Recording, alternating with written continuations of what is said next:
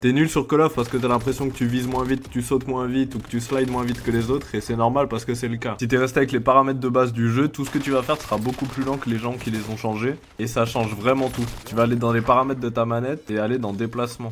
Déjà, tu vas mettre l'assistance de sprint tactique parce que si tu joues sans ça encore aujourd'hui, j'ai mal pour ton pouce et mal pour ton stick aussi parce que tu dois le défoncer à chaque fois que tu veux faire un sprint, donc tout au long d'une game. Tu vas passer directement de la marche au sprint à peine en bougeant ton stick sans devoir appuyer dessus, donc en plus d'être plus pratique, tu seras plus rapide à courir. Le paramètre sûrement le plus important, c'est le paramètre de glissade plongée qu'il faut mettre en hybride. En mettant hybride, ça va faire que dès que tu vas vouloir slider, tu vas slider directement. Alors que si tu as un des autres paramètres, ton slide va mettre plus de temps à se lancer. Donc là, tu gagnes énormément de temps parce que c'est plus rapide, tu gagnes quelques millisecondes sur les autres qui eux sont beaucoup plus longs à déclencher. Donc hybride c'est vraiment obligatoire, faut juste s'habituer.